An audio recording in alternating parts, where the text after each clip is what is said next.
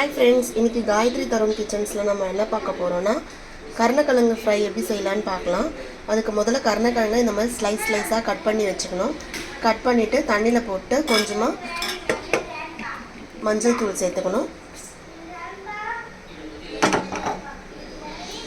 சேர்த்து இப்போ நம்ம அதை வேக வச்சிடலாம். கருணக்கிழங்கு வேகட்டும்.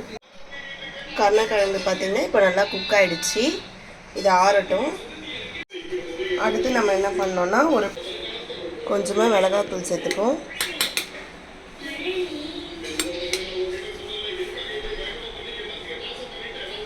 சால்ட்டு கொஞ்சமாக சேர்த்துப்போம்.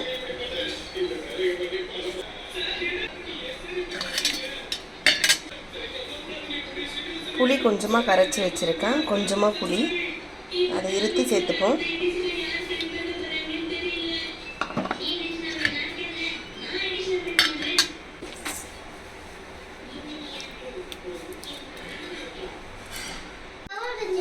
போட்டு இதில் நல்லா மிக்ஸ் பண்ணிப்போம்.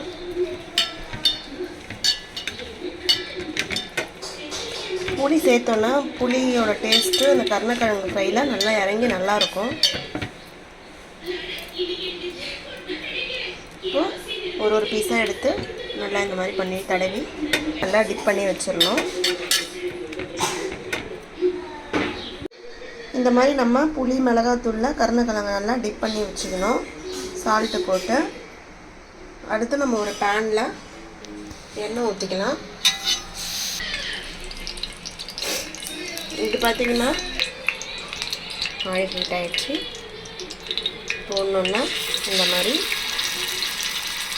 நம்ம எடுத்து வேக வச்சு இந்த மாதிரி மசாலா போட்டு ஃப்ரை பண்ணணும்.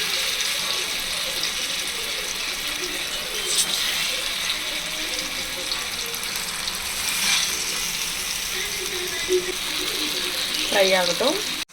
இந்த மாதிரி ஃப்ரை ஆகணும். திருப்பி போடலாம்.